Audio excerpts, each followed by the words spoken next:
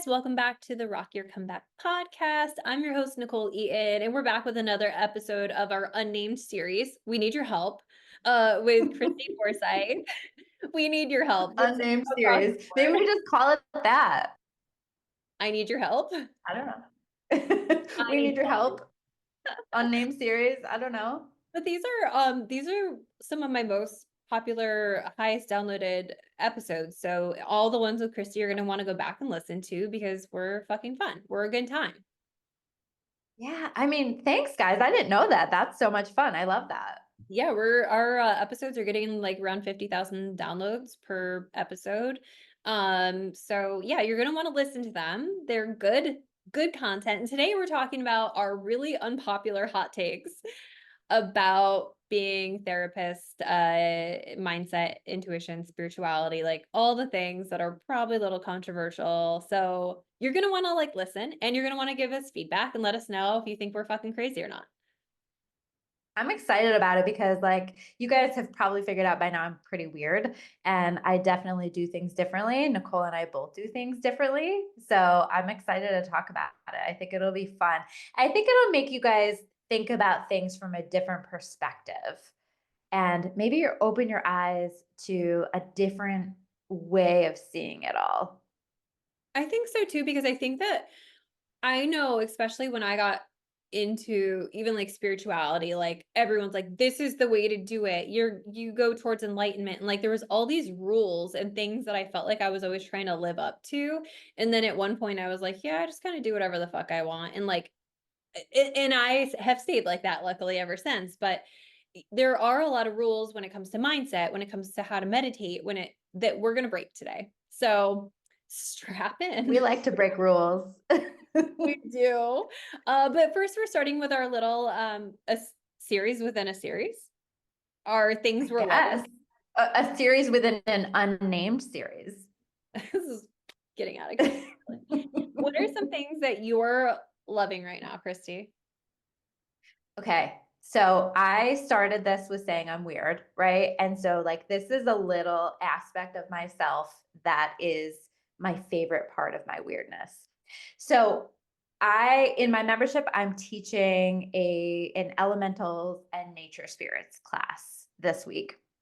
And so it's kind of brought me back down that path as I'm prepping for it to just like connect with this stuff a little bit more. I haven't taught that class in a long time. I haven't connected with that stuff in a long time. So I've been just kind of thinking about it and reflecting on it and connecting with that energy. And so I've gone down this little rabbit hole of exploring all of these things. So this is when I say nature spirits, elementals, what I mean is stuff like fairies, gnomes, all of the fun stuff. Bigfoot is an elemental in my opinion. So have been focusing on all of those things, but the people in my membership have been eating this up and have been wanting to talk about it in our group sessions and stuff like that. So we've also been talking about cryptids, which are like a combination of maybe they're man-made, maybe they're elementals. We don't really know, but they're like things like, well, some people say Bigfoot is a cryptid. Some people say things like dogmen. Have you ever heard of dogmen before? I'm thinking of the kids' book, but no. No, not that, but it kind of is like that. It kind of is like these combinations of these like beastie kind of things. And so, long story short, I've been just like exploring all these things and it's been fun and there's been these conversations. And so I've been just like diving in. I've been leaving things out for the fairies again because you can I leave love them little gifts and they will help you. I haven't done that in so long. So that's been really fun and having these conversations. And so somebody in my membership brought up that he saw this owl, maybe a cryptid. It was like a giant looking owl, like beastie kind of thing. And so I had never heard of that before. And I was looking it up and I looked up names for it. And the name that came up for that it was called Big Hoot. Instead of Bigfoot, Big Hoot. I mean I that. don't know. I was really entertained by it. And so that's just what I've been loving is like all of the fun and the magical stuff and just playing with it because I think when we just let ourselves be playful and we start to look beyond the veil, we start to understand that there are a lot of magical things in this world and we let ourselves just kind of imagine it and connect with that energy and all that stuff, I think it's a lot of fun. So that's been a big focus for me lately. That was so deep. I was gonna say chips and dip. Well, it's a big hoot. So You did say big poop. No, I was gonna say, okay, so listen, I know this is not spiritual and I know this is not about mindset or even taking good care of your body, but I love a fucking good kettle cooked chip. You know those kettle chips? Do you know what I'm talking about? oh yeah, I know exactly what you mean. Oh, so those with hell of a good dip, which by the way, did you know that's Mhm. like a East Coast thing? My friends from Really? California were like, "What is this magic?" And then my friend went back to California. She's like, "They don't have it out there." So if you're listening and you're somewhere else, you might not have hell of a good dip, and I'm so sorry. But this has been my Yeah. Oh, fucking we'll pray for you. I know. This has been such a vice for me over the last few days. So I know that's not spiritual, but it's bringing me so much fucking joy, and I don't regret it literally at all. Oh, You and know, I with have to say, also not spiritual. yeah. But a lot of people with chips and dip, they like the ridges. I don't Yeah. like the ridges. I'm gonna just put myself out there and say that. But a kettle chip I do like with dip. But the like plain lays will break off in the dip. Yeah, yeah, they're not strong enough. Or you have to do the kettle cooked chips. Yeah, People are like, "I yeah. thought this was I a don't like middle the ground." ridges. I'm really confused on this whole story. You did say the things we were loving, and I also have just been loving, like, I have just been exploring, and I love going to different areas.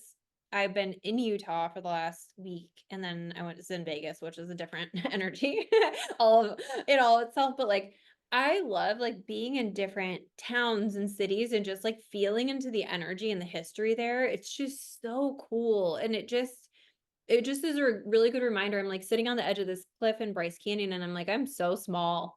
Like I'm so small and nothing I do matters. Like at the end of the day, like these like stones and these hoodoos have been formed for years. And it's just like a good solid reminder that like, I don't know, the things that we think matter don't actually matter. Like they matter in our day-to-day lives. But if we step outside of it, it's like, oh, this isn't bad at all. You know? I don't really actually have to worry Yeah, about I think when you yeah, like, I think too when you do stuff like that, when you're just out in nature and you're connecting with how beautiful it is, and you're connecting with the sky, and you're doing all that, I feel something activated within me when yeah. I do that, and it is, like, it's just this knowing that I'm taken care of, that God is real, that God created all of this, that God created me, and like, just this knowing, and that there's all of this wisdom and history and all this beauty that we can connect with all the time. I don't know. There's something about that that just brings such peace. And I feel like it activates something within us. Yeah, for sure. And like even different places like bring out different things. Like Bryce Canyon was so mysterious. Like it was so grounded and like I was with one of my friends who isn't really like she doesn't talk about energy in the universe the way I do, right? But she was like it just feels mysterious here. Like not bad, but it feels like almost heavy, like pulling me down. And I'm like, yeah, like this is the most grounded place I've ever been, maybe in my entire life. But then 2 hours away, we go to Zion National Park, and it's like, this feels like magic. Like Zion National Park feels like absolute just the only word I can use is magic. Like it just feels special and different. So yeah, it's really cool. I think different places activate different energies in you and different reminders within you and kind of help you feel a certain way. So if you've been in your little hole all summer, here's your reminder to go explore. Even if it's not, you don't have to go to Utah to explore. You can go 30 minutes in a direction you don't typically go and just feel into the energy of the place you're going because that matters too. Definitely. It helps to reset you. It helps to move the energy. So I find if I'm feeling stuck, if I go somewhere else, that helps to move my energy along too. And it helps to create change for me in whatever circumstances I'm feeling stuck in. Yeah. Yeah. So that's what I'm loving right now, chips and dip and exploring. And fairies and cryptids and calling them in. Um, But today we're talking about our main topic outside of making you all hungry is hot takes. And I'm gonna invite you to go first. And what's your hot take? And being an intuitive therapist, soul therapist for the last 20 plus years.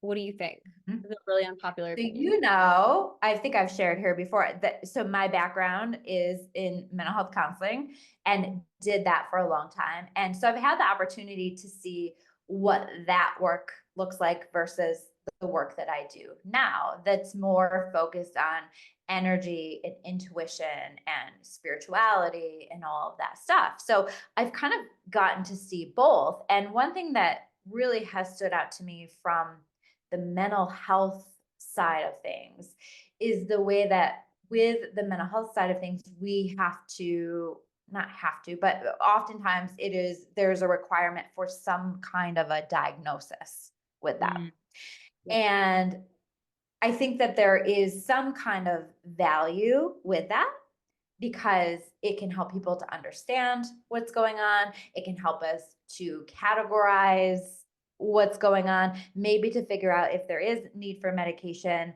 what medication is needed, and all that stuff. So I do think that there's value to the diagnoses. But what I have also found in this work that I do now is that so many of the things that would fall into the lists of the symptoms and the descriptions of the diagnoses back then in that work that I used to do then, I personally think are better explained by energy now. So let me explain. So, for example, for most of my life, thought that I struggled with an anxiety disorder. I felt anxious all the time. I worried all the time and just felt this overall discomfort in my body most of the time. And as I started to learn more about energy, I started to understand that my body and my system and my brain was all just responding to energy. So, a lot of what I was labeling as anxiety, and had I had that assessed, maybe would have been diagnosed with an anxiety disorder, was really better defined by being sensitive to energy, meaning that I'm very connected to the world around me and to the people around me so that I can take on energy from other people and I can feel into them. And sometimes my body processes that in a way that feels like what other people might describe as anxiety. I take on the energy of spaces. So if there's been a lot of things happening in a space, or there's just like a vibe in a space that doesn't feel good, I can take on the heaviness of that. And my body would process it in a way that might be described by other people as anxiety. And so I started to understand that a lot of what I was experiencing is just simply me being very sensitive to energy. So there's a lot that can be done with learning how to manage your energy field. And what I find is like when I teach people how to manage their energy field, they see a significant shift in whatever that diagnosis they may have or may think that they have. Oh, 100%. Honestly, like, so working in mental health counseling, in traditional mental health counseling, like I realized for a long time, and I thought I just was in the wrong profession for a bit because I would go home and I was just so depressed and so like all over the place. But then I realized and I started understanding energy and I'm like, "Oh, I'm taking on all this energy." And I remember one of the first times I really did an energy clearing, I'm like, "Oh, I'm fine." Like, I'm okay. And then it was a realization of like, "Oh, but when I'm around this person, I feel this way. And when I'm around that person or in this space, I feel this way." And so when you start to understand energy, especially in relation to depression and anxiety or even focus issues, I think that that can be an absolute game changer for somebody who is more quote unquote emotional to understand that and to learn how to separate that. And even I was just working with a client one on one and we got to the end of the session and we were talking about resentment and she was like, I think I just like I just always have this underlying feeling of being resentful. And I was like, "Well, where does that sit on your body?" And she was like, "Right over my heart." And I was like, "I know. I can feel it." So we went in and cleared that out and she was like, "Whoa, that was insane." Like, I can't believe like I've always known it felt heavy on my chest when I think about it, but to like move it and to shrink it and to like do all the things we just did with it, like I feel so much lighter almost instantly. And so we can not only pay attention to the energy, but we can also move it super fucking fast and change the whole state and energetic field to feel better. And it can be snap of a finger, 5 seconds that we can move the energy that you've been carrying for years. And it's so powerful and it makes such a difference. And that's why I do what I do now. It's probably why you do what you do now is you see such a shift in people where it used to take years. I've had both experiences, so I get to compare it and I see the progress that people make now. Even just something as simple as surrounding yourself in a bubble of light every day. And I actually have a meditation for that. I can give you the link for that for the show notes.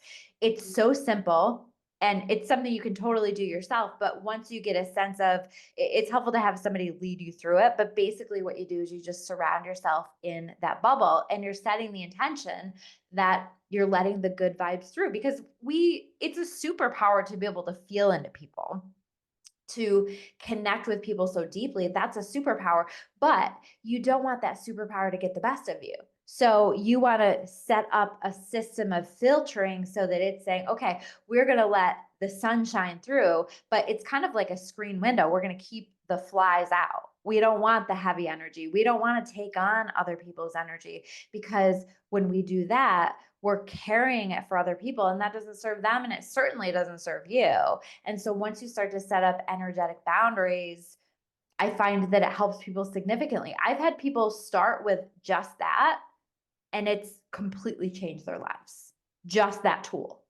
Because Yep. what you're doing is you're starting to take your energy back and you're starting to have boundaries with that and so then the energy knows what to do and you're just not taking it on in the same way. Well, and we can be so influenced. Even I always say if you're having repetitive thoughts or like ruminating, like that's usually energy and we can move that. And that is such a huge thing, right? I always compare it to like having a helmet on and not being able to like get any fresh energy in. And once you take the helmet off, you're like, wait, I can think differently. So if you're somebody who's like ruminating and your coping skills aren't working, like you just keep thinking about the same thing over and over and over again, that's a sign, dead sign, you need to clear your energy. So I 100% agree with all of this. I think energy and mental health go hand in hand. And once you start to understand that and work through that, that it's a total game changer. Yeah, I mean, in my opinion, it's the root of almost everything. Even when we see people who are struggling with significant mental illness, I would be curious what would happen if there was some kind of a treatment that was supporting people with helping them to master their energy field. Like, 100. how might that be different? It's Yeah. certainly really empowering to have the tools and to be connected with that and to have a sense of, okay, I have something that I can do with this. And I think that, like you're saying, when you're talking about ruminating, we can do some things. Energy is oftentimes moved through visualization. And Yes. so we can do some things through simply choosing to let go of that in some form of a visualization. And people overthink this. They think, oh, I've got to like do it this way or there's a right way to do it. No, what I would do is just like close your eyes and take a minute and ask yourself, like you were saying earlier, where am I carrying this in my body? Or how is this impacting me and where do I need to clear in my body, and then just going in and pouring light into that area of the body, and that's going to help you to let those thoughts go. Sometimes there are energetic cords that are more powerful that can connect you, especially I find people get stuck in rumination when there is like a cord connected to their head. Yeah. And so you can, again, in your mind, close your eyes and say, okay, are there any energy cords that I need to see that I need to clear right now? And if in your mind you envision that there is a cord, you can take that cord and you can envision that you are dissolving that cord and letting that go. You are going to feel lighter. You're going to feel better. You don't even need to know what's on the other side of that cord because cords can connect to all kinds of things. They can connect to thought forms, they can connect to people, they can connect to places. And so when we dissolve that, essentially we're setting ourselves free. And that is going to help support your mental health because you're going to feel better and you're going to feel lighter and you have intentionally released something. And the one thing I'll say about that, because I'm not a super visual person, so sometimes, especially if I'm in a rougher mental space, it's harder for me to envision it and it's harder for me to feel powerful envisioning it. The power of intention and the power of just feeling through it, even if you can't see it in your head, is just as effective. So if you're somebody who's like, yeah, that'd be great if I could visualize, but when I close my eyes, it's just dark, like this is a really good uh part for you to just know that like this is what I'm doing, this is what my intention is, and I'm gonna like see if I can feel into where that would be on my body, even if I can't picture it. So just like a little loophole. Okay, so this is my hot take. You cannot do enough affirmations, meditate, work out, journal enough to outrun a life that you're not supposed to be in. I think that Oh, that's such a good one. yeah, I think that like we try to resolve the symptoms of being out of alignment with our life and aren't sure why they're working when the reality is we need to make a choice or take an action to move out of the actual circumstance or the job that isn't working and taxing our nervous system, or the relationship that's no longer the right fit, or the place we're no longer supposed to be living. Like until we make those choices, those symptoms, and I call them check engine lights, and in Rock Your Comeback, my book, like we talk about like those feelings of anxiety and depression. Not only are they energy, but sometimes they're just your soul's check engine light that you're not supposed to be in that situation anymore. And until you actually feel brave and strong enough to face the fear to make the choice, you're going to continue to feel those. So if you're somebody who's like, well, I'm doing all the things and I'm doing the affirmations and I'm manifesting every day and I'm clearing my energy, but I still feel like this, then it's also might just be a sign that you need to take an action step towards getting out of a situation that isn't the right fit for you, or getting away from a person who isn't the right fit for you, or getting out of the job that is draining you, or getting out of the place that you're not supposed to be living anymore. Yeah. I mean, that was what happened for me when I was transitioning into this work that I'm doing now. It started with a little bit of discomfort and then that grew and grew and grew. And it was this thing that got my attention so that I could start to look around and go, okay, something has to change here. Something has to shift. I think a lot of times, like if we're comfortable, we don't make a lot of changes. We aren't necessarily making a lot of progress. And so that discomfort can push at you to help you to make those changes, to take those actions, or to even explore what is it that I actually want? Where do I want to go here? I'm a big believer that God, universe, whatever you want to call that, will make you uncomfortable when you have reached a time in your life where you're meant to make a change. And I see a lot of people who come to see me who are very stuck in that, right? And that discomfort gets so strong that they come in to see me, that they schedule an appointment with me. And so they get to that place where they have to take a look at what changes do they need to make. And it helps you in a lot of ways. But I also find that people will get stuck if you ignore that. You can get stuck in a pattern of trying to numb it in some way. Yeah, I mean, Whether it's escapism, scrolling, shopping, drinking, um, not being present in your life, like those are all red flags that we probably need to take an action we're too scared to take, or we're too scared to even admit that we need to take.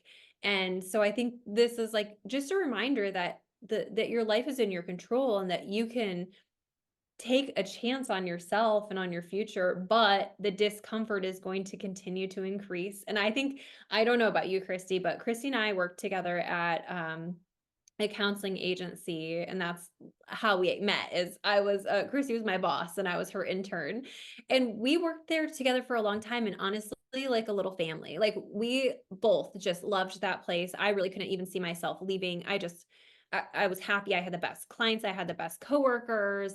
We were all just like a little family. And then when about the time where we started working on our spirituality and realizing like energy was a bigger part of this, and doing our own research and our own studying and our own classes on like our personal development and what we believed about mental health to be true, and energies roles and spirituality along the way, that things got really uncomfortable. because we knew we couldn't be using that in a traditional counseling setting. We couldn't be talking about trusting your intuition. We couldn't talk about, here, let's clear your energy.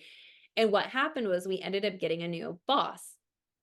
And this new boss came in and basically changed the entire culture that we had come to love. And I mean, I just remember one of the last weeks that we were working there, I like pulled into the parking lot and I was just like crying in my car. I was like, I don't want to go in.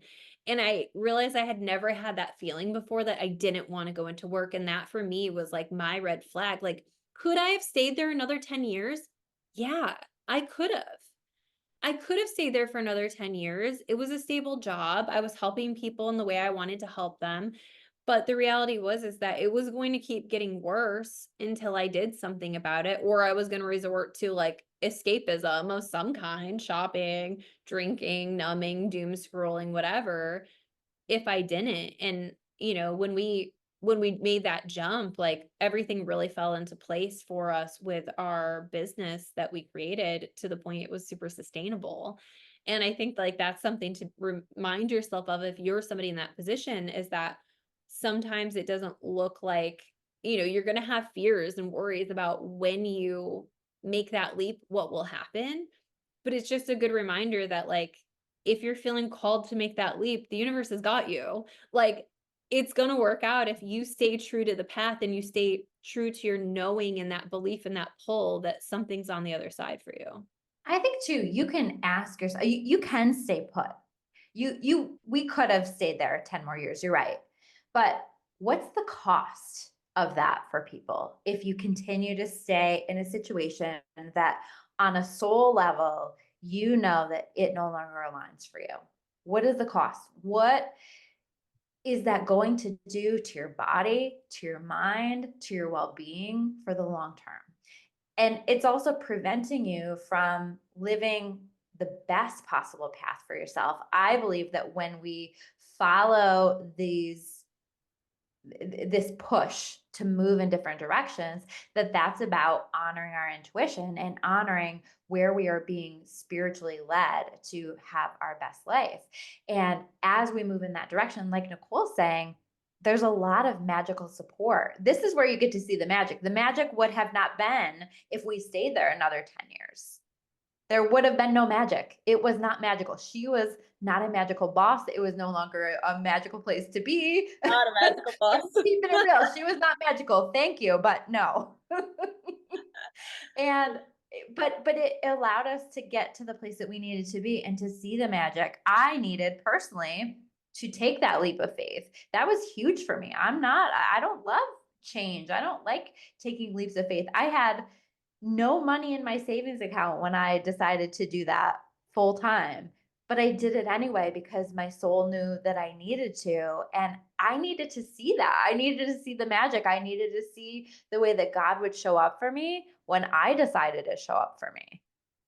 And Yeah. that's where the magic happens, not when you stay stuck in the uncomfortable and you keep numbing it.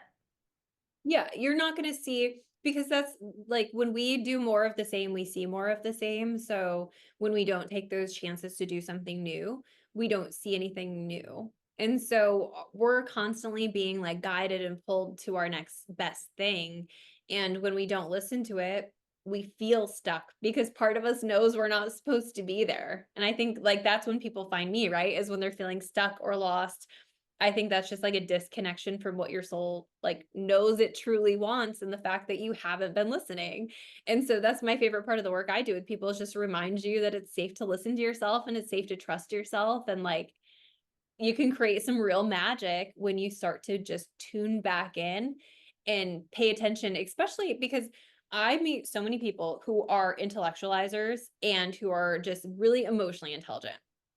And, I actually just got off a call with somebody who was just super fucking emotionally intelligent, really knows, like, has the awareness, has read all the books, but does not pay any attention to what's happening in her body. So that's like really what we're working on, is like, okay, but what does your gut say? So this is like the morning routine you want to have, but like what one actually feels good when you play with the idea of it. And so I think it's fun to like help people tune back in to listen to themselves and to trust their gut and to let themselves be guided by that internal force, because that will tell you what to do. every single time it's telling you what to do. We get to help it speak louder.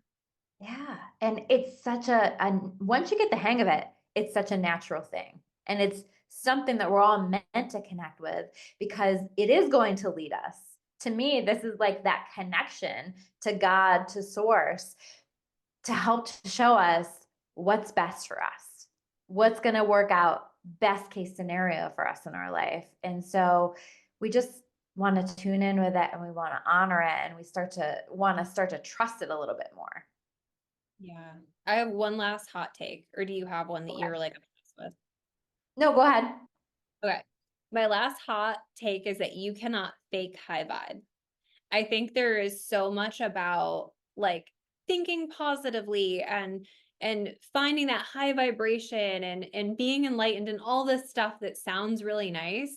And I think that a lot of people, once they start to learn about mindset, that they do the affirmations and they say the things, but they're just kind of like they're putting glitter on shit, right? Like they're just trying to like dress up something that isn't dealt with. And I think as much as we're talking about energy and frequency and vibration, that you can't tell yourself enough good things to really get rid of that heavier energy.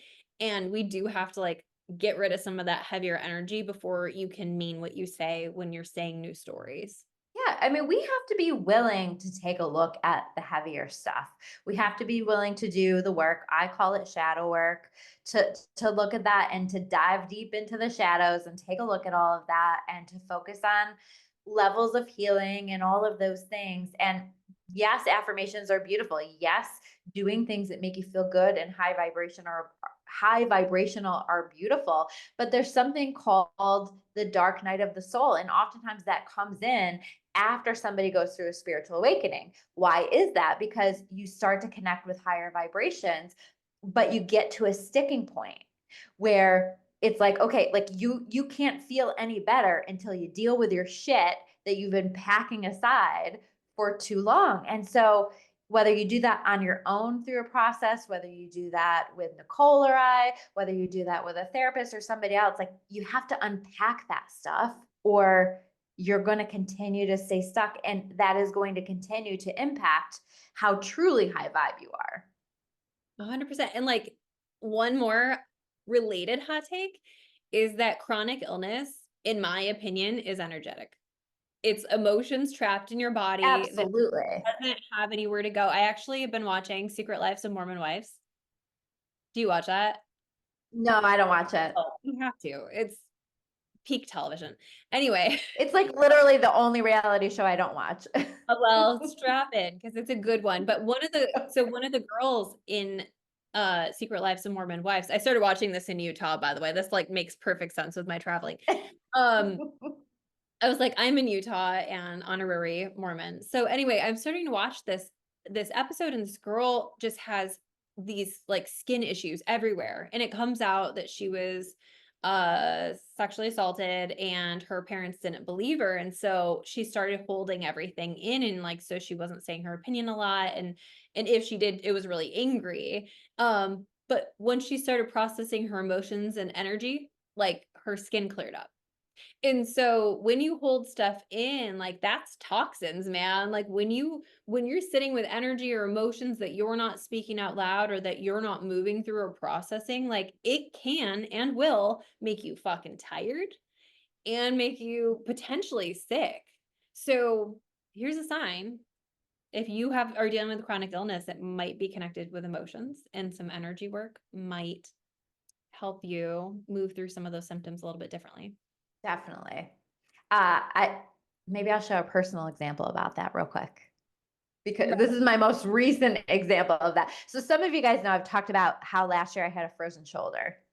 And I had this, I'm going to make this a short story, but this terrible neighbor, and she was just incredibly disrespectful. And I am somebody who is not quick to anger. I don't get angry easily, but I wanted to kick this person's ass so bad, like to the point that my blood would be boiling and I just wanted to go over there and whoop her ass many, many times. And it was just a situation where I got obsessive about it and just kept thinking about how much she pissed me off and all of this stuff. And not long after that, I developed this frozen shoulder in my right arm, in my right shoulder, which would be my hitting arm if I were to hit. I've never been in a fight, by the way. So, you know, I probably wouldn't be able to whoop anybody's ass, but if I were, I would do it with my right arm. And my right arm essentially stopped working for a solid 8 months because maybe I was supposed to kick her ass. I don't know. Not sure. But what I do know is that I was carrying that energy and I didn't find an outlet for it. And I needed to find an outlet for it, probably a better one than kicking her ass. But some place to put that energy because I was holding it. And then I started to guard myself and my shoulder froze up on me and it was frozen for almost a whole year. And then she So moved out perfect and now it's, example. like, moving, right? Yeah, she's no longer there and now like full use of my arm. Oh. If you guys had seen Chrissy with her frozen shoulder, it was like she was dragging one arm around, like, she wasn't gonna, like, hug you, she's gonna need help unzipping her dress, like, it was a I gave one-armed hugs for like almost a full year. Yeah, so if you have anything going on in your physical body, just double check that it's not related to something emotional. I think that a lot of people don't equate the two. They think physical is physical and emotion's emotional, but like they're finding so much connection with energy and emotions in most illnesses. So I think not every illness can be explained by that, but I think a lot of them can. I think that when anybody in my family, like we're a really healthy family, but when anybody gets sick, it's usually like we're run down or we're overdoing it or we're burnout or not setting boundaries or like so just think about that. But let us know your hot takes. Make sure to share this with somebody you love. We will drop all the links we talked about in the show notes. And make sure to follow us both on Instagram. I'm NicoleEaton.xo. I'm Christy Clarity. And go get you some chips and dip. We love you. We'll catch you next time. Bye. Bye.